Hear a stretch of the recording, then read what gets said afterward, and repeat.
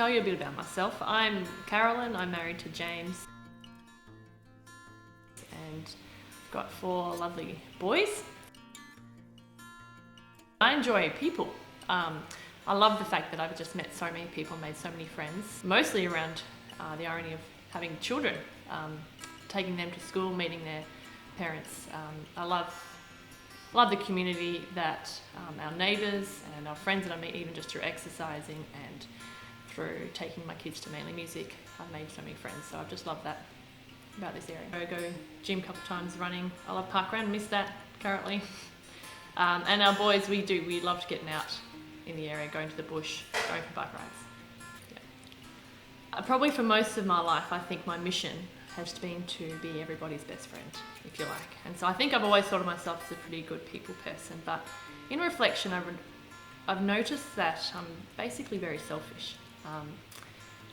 My friendships have been motivated by the desire to basically be in the centre of their lives, but as a result, it's caused me to either feel afraid, especially if I've offended them. I end up spending time hypothetically trying to create conversations where I justify myself or I say sorry without looking like a fool. Or my friendships have been motivated by pride, because I love the fact that I get to win them over and they're my best friend. So knowing Jesus has meant too that I've reflected and realised that I think the way I relate with people is the way that I relate to God.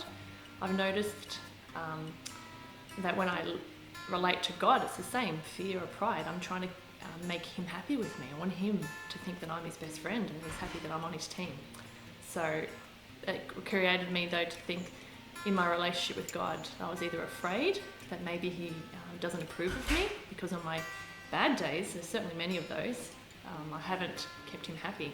But on the other hand, I could also be quite proud. Yeah, so I've thought about, I guess that's how I've thought about my friendships and then my friendship with God.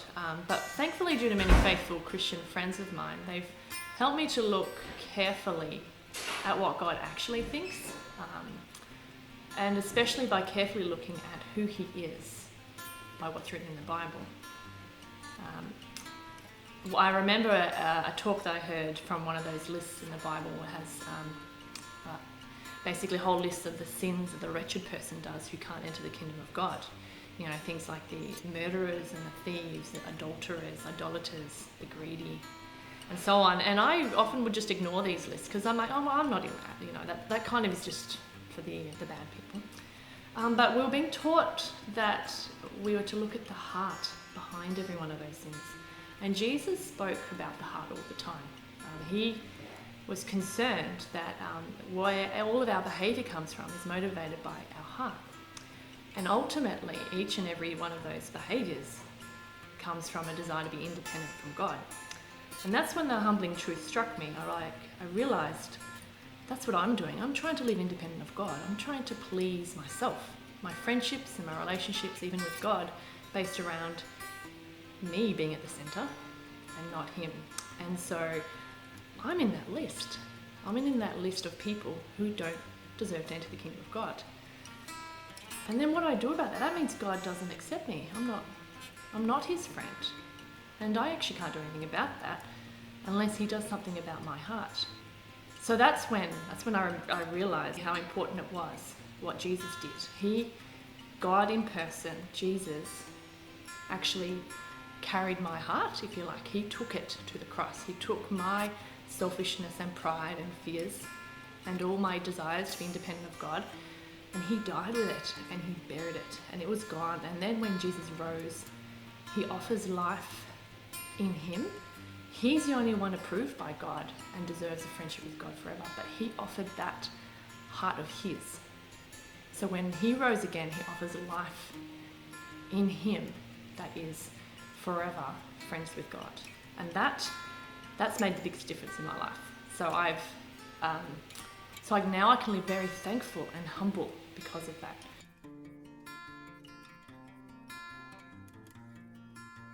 A helpful verse that I love to remember is, God made him who knew no sin to become sin, so that in him we can become the righteousness of God. And that is such good news. that's where I'm now secure and confident in God's friendship. I know He loves me not based on what I've done or my performance or whether or not I've made Him happy. He actually loves me because of Jesus' performance and what Jesus did for me. So now that I'm secure in my friendship with God, I think I've become a better friend with other people too. I can be honest with my friends, I can say sorry, and I can acknowledge that actually I'm not the best friend they're ever going to have, but that's okay because I'm forgiven and we're equally loved as friends in God. And just to finish off, it also, at the moment, I'm still a work in progress. I'm still seeking to be a better friend, but that that's why I need to keep remembering this truth about what Jesus did for me, so that I'm not so afraid of what people think, or so that I don't turn to be proud. But I do love to point people to Jesus. That's what my friendships, I guess, start to become more about, helping other people know Jesus is a much better friend than I ever will be. And I hope that they too find that freedom and love in Him. That's the difference Jesus made in my life.